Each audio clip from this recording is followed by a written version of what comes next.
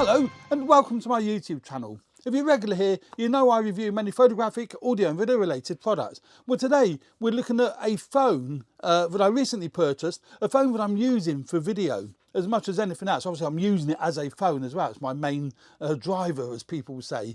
Is that what people say? I don't know, daily driver. And what we're looking at is the new iPhone 12. I'm actually filming with it over here.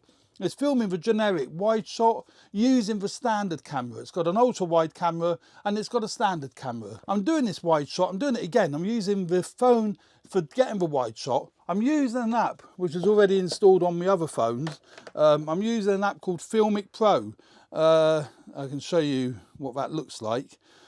Now apparently Filmic Pro is the de facto standard for professional use if you're using a mobile phone. So that's the app that I'm using, and it's got your your settings, it's got manual exposure, manual audio and what have you. I can't get to grips with any of that on a mobile phone. I'm very much a physical buttons person and I can't get to grips with having to adjust the shutter speed and exposure manually. And there is a big issue with adjusting it manually on a mobile phone because you haven't got the normal exposure triangle that you'll have on a DSLR, a mirrorless camera, even a lot of compact cameras, even the likes of a ZV-1.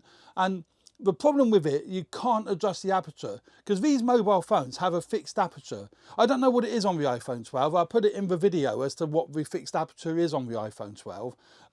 And also, obviously, it hasn't got a zoom lens. Well, that's not a big issue. It's got two fixed lenses, and that's fine because I'm in the studio here. I'm not zooming in and out, so it don't make any odds to me.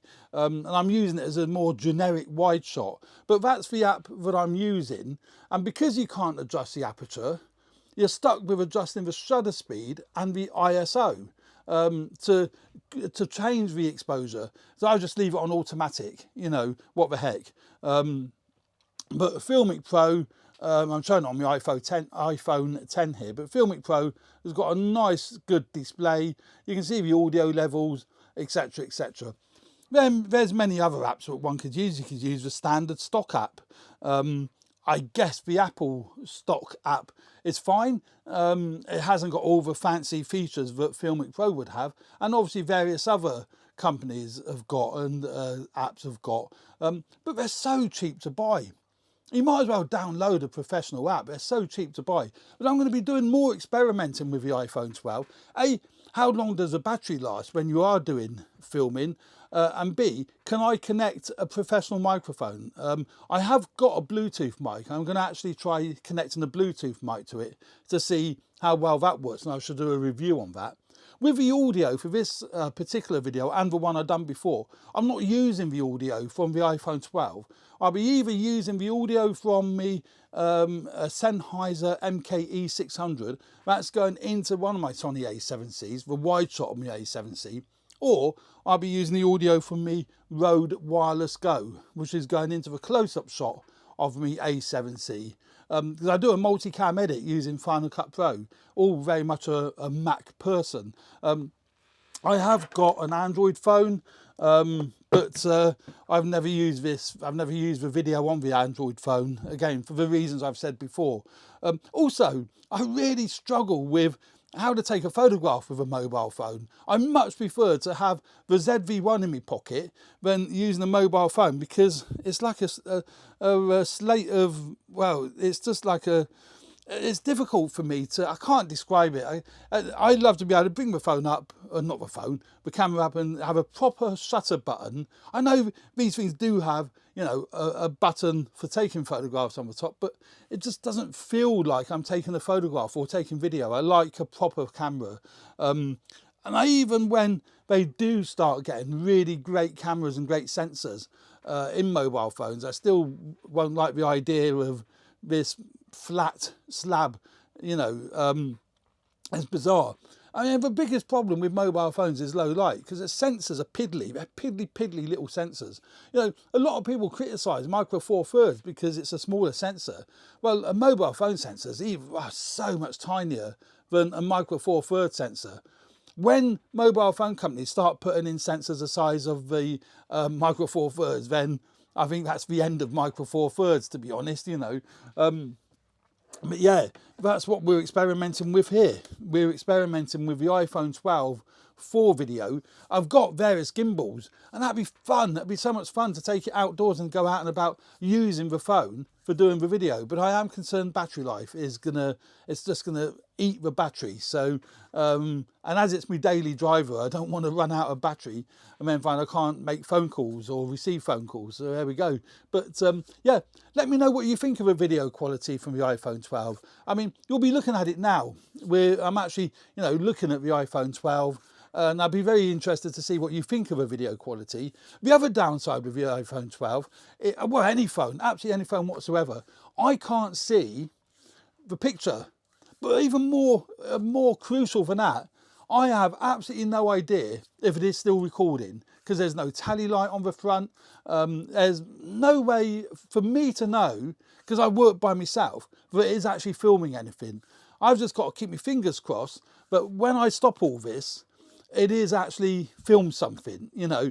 I do like the way that Apple have now improved the way of getting stuff off the iPhone. I always found in the past it was a right pain in the butt.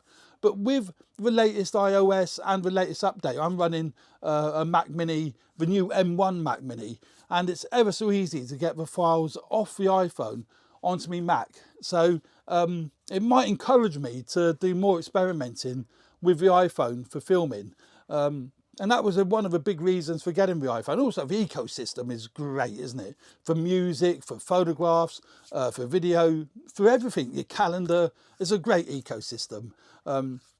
Although I'm a big fan of Android as well, for various other reasons of which I won't go into because it's not relevant. Hope you found that useful. Please subscribe to my channel if you haven't already done so, and hit the like button if you like the content of my videos. I really, really appreciate that. Helps me grow the channel, and you know, I read every comment that people leave. And you know, treat me to a coffee if you want to treat me to a coffee, or a cup of tea. There'll be a link in the description to that. That's awesome. That helps me keep the channel going. If you do want to buy any of the stuff that I use, there'll be a link to my website, which has got Amazon affiliate links to it in it, where you can purchase stuff through Amazon. I earn a few pennies, but you don't pay any more. So there we go. You might find that useful. And the software I use for photo editing, well, I use a lot of software for photo editing, but one of my favourite ones at the moment is Capture One. And there is a link in the description to download a trial version of Capture One. And if you like it, when you buy it, put the code AVP10 in the checkout when you check out, and you'll get 10% off, whether it be the subscription model or whether it be the purchase model. They offer both. You can actually buy it outright or you can subscribe to it. It's a great bit of software. I've been using it a great deal now. I'm finding it fast, it's smooth, doesn't crash. It's a really nifty bit of software. So yeah, highly recommend it. So there we go. That's my thoughts on you know, Capture One, and my thoughts on the iPhone 12. I'm just really hoping that it is still filming, it hasn't crashed, and this video hasn't been a complete waste of time. So here we go. Thanks very much for watching. Stay tuned for more videos relating to video and photography, and more video content about the iPhone 12. If you're interested in that, let me know, and I will do more about filming with the iPhone 12. So thanks very much for watching. Cheers for now. Bye.